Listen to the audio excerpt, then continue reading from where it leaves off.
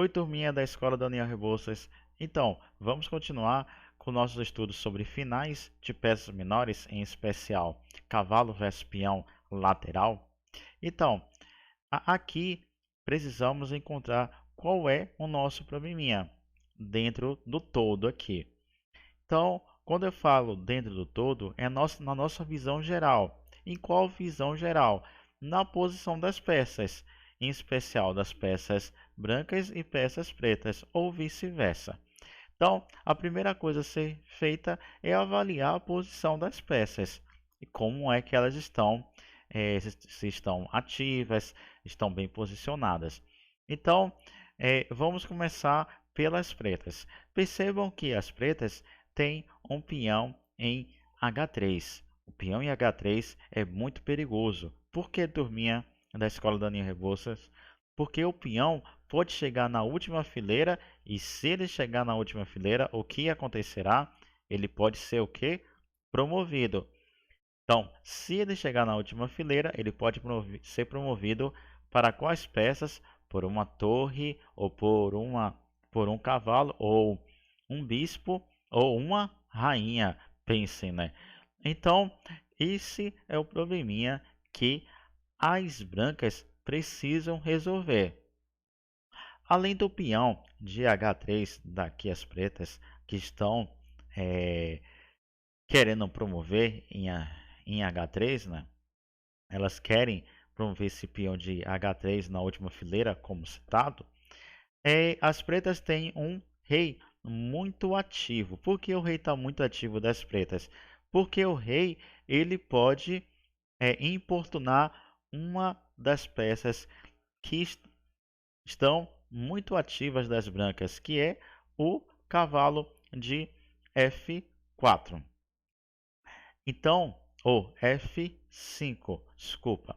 Então, percebam, percebam que o cavalo de F5 ele, ele é muito ativo porque ele pode vir para G3, ou E3, ele pode vir para G3 e o mais, o mais evidente aqui, ele pode defender a casa de promoção do peão. E de qual peão? Do peão das pretas que quer chegar na última fileira. Então, percebam que o cavalo de F5, ele aqui tem um papel fundamental na posição. E qual é o papel dele? De não deixar o peão de H3 chegar na última fileira. E se ele chegar, o cavalo vai lá e faz o quê? E captura. Captura esse peão e não deixa acontecer a promoção da peça. Então, é, aproveitando que já estamos analisando as brancas, como citado, o cavalo das brancas está muito ativo. Porém, o rei das brancas está distante da luta. Ele não está bem posicionado no tabuleiro. Ele vai gastar muito tempo para ajudar o cavalo na defesa desse, na resolução desse probleminha de não deixar o peão ser promovido na última fileira. Então, vamos agora para a técnica. Qual técnica precisamos usar para resolver esse probleminha? A primeira técnica que eu vou mencionar aqui é sempre que estivermos, né, em uma luta de peão versus cavalo, é sempre importante visualizar que o cavalo ele procure sempre casas que ele fique em casas de frente para o peão, como aqui. Então, ele estava em F5 aqui. A gente vai tentar sempre visualizar o cavalo que ele possa chegar nessa posição aqui de defesa, né? Não deixar. Perceba que o cavalo aqui em H2, o peão ele não tem como progredir, avançar na posição. Outra técnica importante aqui é fazer com que o peão, ou desculpa, que o cavalo, ele consiga circular ao redor do peão. Então, essas são as duas técnicas importantes na tentativa de lidar com a luta entre cavalo e peão. Digo a vocês que uma das lutas mais perigosas no tabuleiro de cavalo versus peão é do cavalo versus peão na lateral. Então aqui realmente as brancas precisam se situar muito bem frente à técnica que elas irão usar, que é a primeira mencionada, a tentativa de colocar um cavalo na frente do peão para ele não avançar e chegar na casa de promoção, e a outra técnica é de se tentar procurar sempre circular ao redor do peão. Dito isto, vamos agora para a partida. As brancas jogam e conseguem executar essas duas técnicas. Então, as brancas jogam cavalo E3 e percebam que quando as brancas jogam cavalo E3, como dito anteriormente, o rei vai tentar importunar quem? O cavalo, porque o cavalo é o defensor de qual casa? Da casa de H1. Então, aqui, o que as brancas podem fazer é jogar cavalo G4. Quando as brancas jogam cavalo G4, aqui na posição, o cavalo pode ficar em G4, pois ele entrou dentro do círculo. E por que ele entrou dentro do círculo? Porque agora percebam que o cavalo de fato, aqui, ó, de fato, ele pode circular. Ele de fato aqui, ó, ele circula, ó, ele circula ao redor do peão.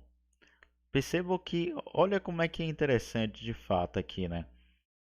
Como é que é interessante de fato, ele realmente circula ao redor do peão. Então, por isso que eu mencionei aquela técnica de conseguir pôr o cavalo para circular ao redor do peão. Então, aqui o cavalo pode ficar em G4, ou nós podemos vir com o rei. Percebam que aqui, quando o rei veio para B7, rei branco veio para B7, o que aconteceu? Como dito, o rei vai sempre querer importunar o cavalo, conseguir tirar espaço do cavalo para que ele não proteja a promoção do peão de P3 que quer chegar na última fileira. Aqui, lógico, né? O cavalo aqui não pode ir para F2, porque turminha, o cavalo não pode ir para F2, porque esse cavalo F2 recaptura. Então, se cavalo vai para outra casa aqui, o que acontece? Ele sai do que? Ele sai do seu objetivo. Ele se distancia do seu objetivo, que é defender o avanço do peão de H3 na posição. Então aqui o cavalo vai executar a técnica de rodar ao redor do peão dentro do quadrado. Então aqui percebo que o rei de novo abusa, ataca aqui, né? O cavalo só tem uma casa aqui, lógico, para ir, porque se ele for para G4, ele é capturado. Se ele for para F3, ele é capturado. Então, a única casa aqui é a F1. Percebam, quando ele vai para F1, ele mesmo assim, ele não sai do círculo aqui, né? Ele está dentro sempre do círculo ou como queiram, dentro do quadrado. Então, percebam que ele sempre está tentando ficar rodeando, circulando ao redor do peão. Então, e aqui aparece também uma figura geométrica, né? Como nós aprendemos aí nas aulas de xadrez, né? Lidar com figuras geométricas no tabuleiro, que é o quadrado e os círculos imaginários do cavalo. E mais aqui, voltando à posição, como solucionar esse probleminha aqui de novo? O rei agora, ele consegue incomodar bastante o cavalo, pois se o cavalo vir para G3, ele é capturado. Se o cavalo vir para H2, ele é capturado. E se o cavalo ir para outro lado, o peão ele é avançado. E como retornar? Não tem mais como retornar, defender, né, a promoção do peão. Então, qual é o melhor caso aqui? Percebemos que a casa cavalo D2, as pretas avançam logo o peão e vão conseguir promover esse peão para uma dama ou uma torre ou outra peça. Então, a casa aqui do cavalo é ir para E3. Porque percebam agora que o cavalo ele volta de novo para o que? Para o círculo, em volta do peão. Então, vamos ver. Então, cavalo F1 e aí de novo o cavalo volta para dentro do círculo. Isso é uma mágica, né? Olha que técnica simples, né? Assim. Então, é importante nós compreendermos essa técnica e gravarmos ela também. Então, de novo, o cavalo vem para F1 e ele volta para E3. E aqui, de novo, né? Assim, o cavalo ele precisa voltar para onde? Para dentro do quadrado. Para fazer o quê? Para conseguir circular ao redor do peão. Então, ele vem para G4. Percebo que de novo ele entra dentro do círculo e aqui não tem como, as pretas não conseguirão avançar esse peão até a última casa, pois o cavalo ele consegue agora nunca sair mais desse círculo e o rei, mesmo sendo uma peça forte, não tem possibilidade de atacar o cavalo e tirar. Então, o cavalo aqui ele vai ter que ir para vir G4. O rei vai tentar sempre importunar e o cavalo nunca sairá. Então, aqui o computador já dá empate por repetição, né, por número de repetição.